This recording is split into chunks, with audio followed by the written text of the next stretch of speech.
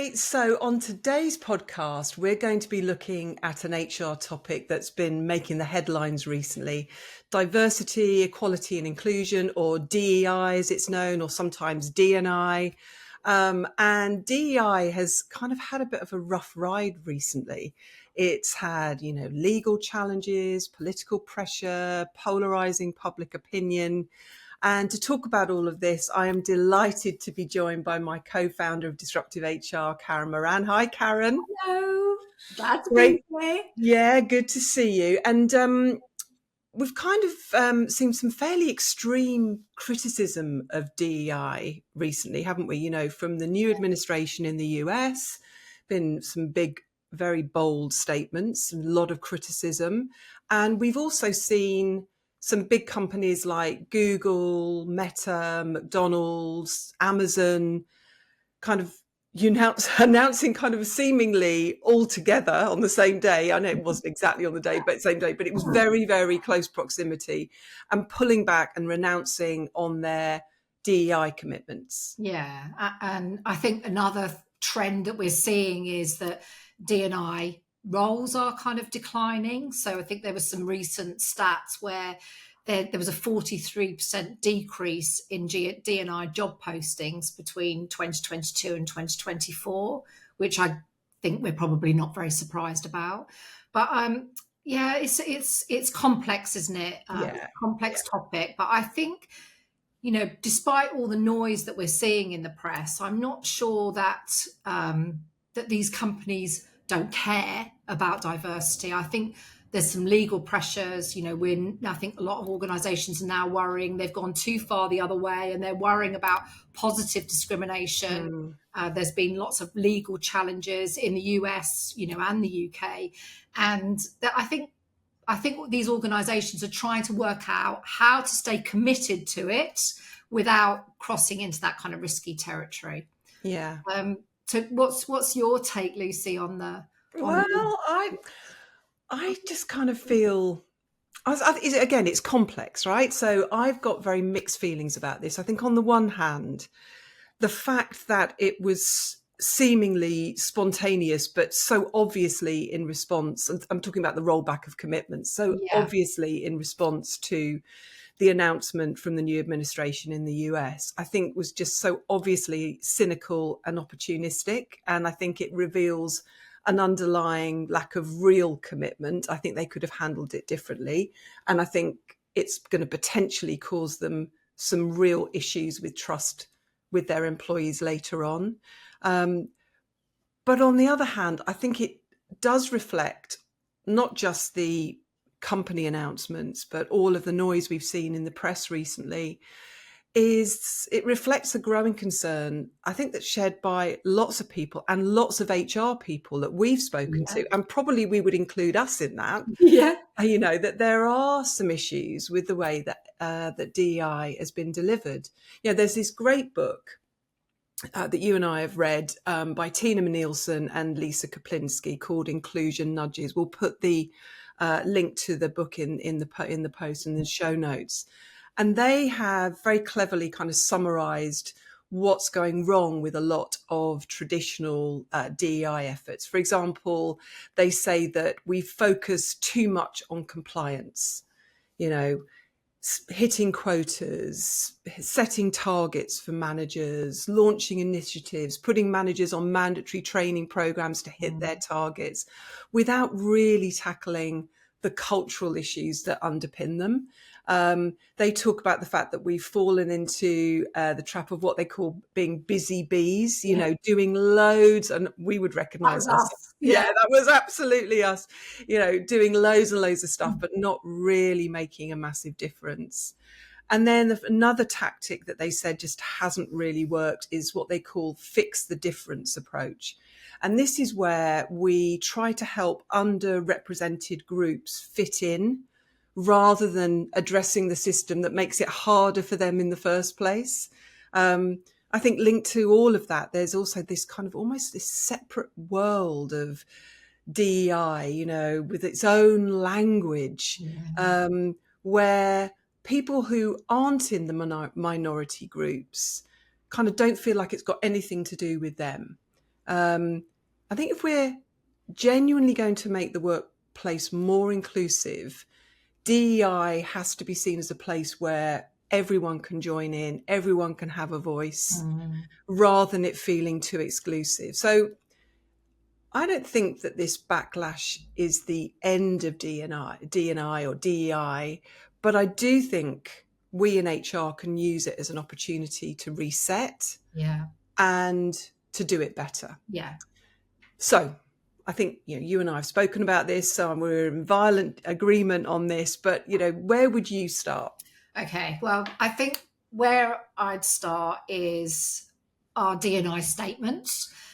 So if we think about when we write our D&I statements on our websites or on our job descriptions or our job postings, they just feel like the organisation is covering their backs. We often have like the lawyers have written it for them, Yeah. a long list of minority groups, very formal language that, as we know, can kind of feel very kind of cold and disconnected. Yeah. And so what we're starting to see is companies that are getting it right. They're keeping it simple. They're keeping it human. So MailChimp is a great example that what they say is, some people call it diversity. We call it being a decent human, And T-Mobile, uniqueness is powerful. Be yourself. We like it that way. I think this is not about compliance. It's about culture. And I think when inclusion feels more natural, when it's about belonging rather than ticking boxes, I think we just don't read the words. We actually believe it. Yeah. And it shouldn't it be just simply the right way to treat people? We say this about HR all the time. It's common sense of just doing the right thing. I totally agree with that. I think it's become seen as something as other and different and unique. And I think ultimately we start to lose people like that. And I think the other problem for me in the way that we've delivered D&I or DEI is that we still haven't really worked through how to challenge or change people's biases in a meaningful way. We've all got biases, not because we're bad people or because we're bigots. I mean, some people are, obviously, but most of us aren't. But we've got biases because we're human. And, in HR, we've done tons of what's known as unconscious bias training.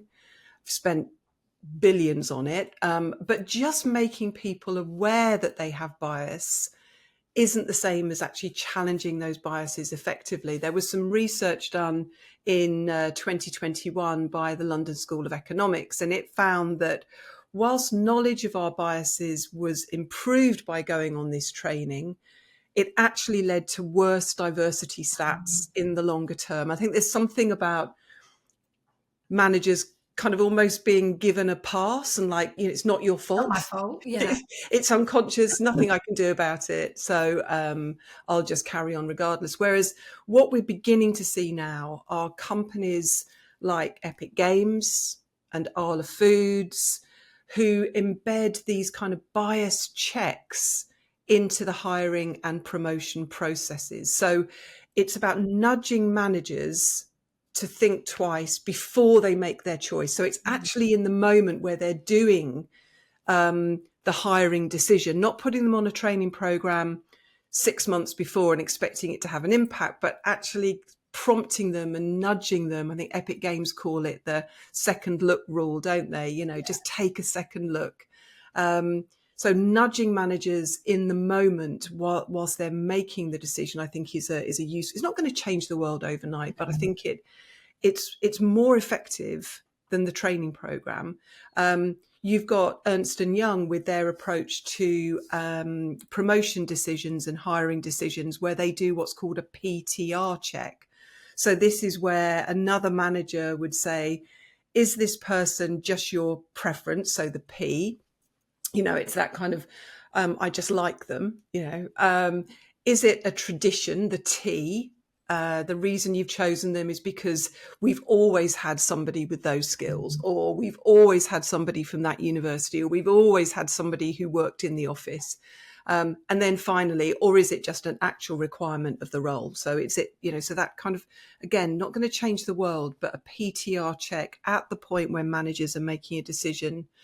And then I really like what eBay do. So when we've done talent reviews and we've all sat around the table with leaders and managers doing our annual talent review, and managers and leaders in the room will come up with these huge generalizations, these sweeping statements like, well, they're my natural successor, or they're not ready. Yeah, or she just isn't ambitious enough, or whatever it might be. Well, what eBay did was to create these cards where you have these sweeping generalization statements on the front, and on the reverse are actually some questions that really probe with that leader to get them to think through the decision, the statement that they're making, the choices that they're making. I also like what they've done at Nestle, where they've just adjusted the prompt they give to managers. So in managers, when they're doing their talent review, so instead of saying, who's your top talent? And immediately the bias has kicked in, they've chosen their elite and they're this, group of mini-me's. Instead, they say, right, look, we want you to work on the basis that everyone in your team's ready to do something different. What would that look like? So it's forcing them to just think in a slightly different way, or at least encouraging them to think in a slightly different way, and widening that talent pool rather than focusing on an elite few. So I think, D&I doesn't have to be about sitting in a training room. It's about using, the psychology of decision making, making smarter, fairer decisions in real time. I love that. That.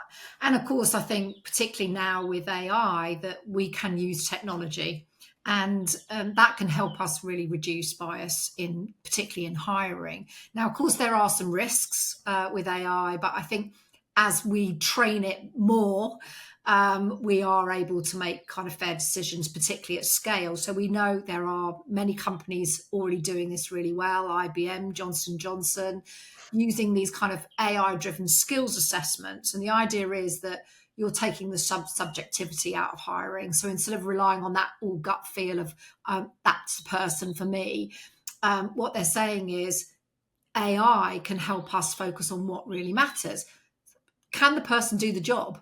Yeah. And so Unilever, I know they're a great example of this. They've ditched the traditional CV screening in a lot of areas, and they're using these kind of gamified AI-driven assessments. So instead of thinking about someone's qualifications or which university they went to or their background, they're actually asked to play these kind of neuroscience-based games. They're looking at problem solving, emotional intelligence, numerical reasoning. No CV, just proof that they've got the skills to do the job. And I know they're real big fans of this, and saying that they are seeing a big increase in diversity, particularly at the early kind of career level. So that's really good. And then there's so much tech out there. We could go on forever on, me, I love my AI tech. But there's a company called Pymetrics, and what it does is it matches candidates to roles based on sort of cognitive and emotional traits rather than looking at where they went to university. And so I think the good thing about that is that it opens up these opportunities for people that may have been overlooked in the past. And it's, you see these requirements, don't you, which is graduate level. And I don't know about you, but I've been definitely guilty of just an assumption, graduate level, without really kind of, well, why? Why? What is it? What we're using is graduate level as a proxy for the cognitive abilities to do something that the role requires. But actually, we're not really testing it, are we? No, we're not. I think we do the same when we say, they must have 5 years of experience or whatever, and then we're wondering why there's all these kind of young people struggling to get roles because they haven't got the experience. You've got to give them a chance. Can they do the job? Or at least give them a chance. So I think AI is becoming very helpful, and of course it's not about replacing human judgment. We still do need that, but it's there to kind of improve it, I guess. And also, it rather than trying to work really hard at challenging bias, it just takes the bias out of the equation, doesn't it? It takes the human out of the equation. I mean, as you say, at some point, a human being needs to make a decision, but it's keeping that pool of talent as wide as it possibly can before the humans get involved. Yeah, before we mess it up. I was thinking about your point earlier about it being kind of more natural in the kind of everyday work, and I think that we're starting again to see, rather than these kind of big D&I corporate initiatives, big policies, they're just kind of weaving it into everyday work. So there was Atlassian. Do you remember we looked at their example where they said, rather than focusing and just talking about minority groups, which of course again people find it uncomfortable, they're worried about saying the wrong things, they talk about, we're just interested in building balanced teams. We want to make sure our teams have the right mix of skills, backgrounds, perspectives for us to be able to perform at our best. And I really like that, because I think it just makes it, we kind of all get that, don't we? Of course we want that. And GoDaddy, what they do is they've been really good at just focusing on the small things. So they call them the Micro-Inequities, where you're just kind of prompting or nudging managers to remind them about, how does it feel if someone is constantly talked over in a meeting, or it's always the certain people in the room that are hogging the whole meeting and you're not getting those fresh perspectives. So I like the way that they're kind of moving away from these big corporate programs and just making it part of sort of, how we do things around here.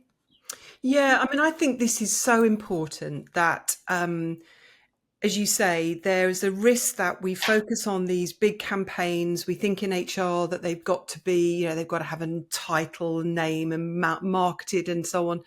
And that actually, if all we're doing is focusing on the conversations that managers are having with their teams, that we're not doing enough. But that's where cultural change happens, isn't it? Cultural change happens through conversation, through interaction. And so I really like the fact that many companies that we're seeing are not necessarily dispensing with some of the bigger campaigns, but they are majoring on engaging people in conversations. They're not trying to be too exclusive about it. They're not making it non-threatening. I always remember, it's a stupid thing, but I remember when I was the only female on this all-male exec team, and I'd had my hair cut like quite a at the weekend. It was quite a sort of dramatic change in my hairstyle, and I went into the exec team meeting on the Monday, and 4 out of the 5 guys, they were all guys, were in the room, and they were all like, "Oh, like your hair, Lucy." I was, "Thank you very much." And then the 5th one came in. I think he'd been in the bathroom. And he looked at my hair and then looked away. And I said, "Oh, Grant, Just like it." I know, Grant, have you not noticed my hair?" And he said, "I just didn't know whether I was allowed to say anything or not." And I think, I often think about him that, he wasn't a bigot. He wasn't somebody that, was problematic when it came to D&I. But I can imagine that there are lots of managers out there, particularly the older male managers, who might feel that the conversations are a bit scary, a bit intimidating. I mean, even you and I, do you remember we were running a live session on D&I, and we talked about people who suffered from Asperger's. Yes. And I got a real telling off from one of the attendees of this webinar saying it's not a sufferer, it's someone who has Asperger's. And every time I mean, even just saying that sentence, I started to feel anxious about it. And that's us that are kind of, say, steeped in it, but we're, it's our area, and we're nervous and anxious about it. So I think there's something about what can we do to re-engage people by making it feel less intimidating, dropping some of that language like Atlassian that you mentioned, using language that people understand, that focusing on simple conversations with nudges, that it's not feeling like it's not for them, because that's the only way we're going to change the culture, isn't it? So I think we can probably start to wrap up here, I don't think the title of this podcast was, is it the end for D&I? I don't think it is the end for D&I. I don't think it's dead. I think it matters so much. But the old way of doing it, the compliance driven, box ticking, sometimes kind of performative approach, I think we're possibly seeing the end of some of that. Yeah. And I don't think that's necessarily a bad thing. I think there's a chance to build something better, something that's much more human, more practical, embedded in how we work every day. Definitely. So I think on that note, we'll wrap things up and let's just kind of hope that we can move past the noise and the negative stuff around D&I that we're seeing at the moment, but equally that the D&I community, the HR community, are able to respond and to do things in a way that's just much more impactful. Yeah. So thanks so much for joining us on today's episode, and look forward to speaking to you next time. Bye for now. Bye.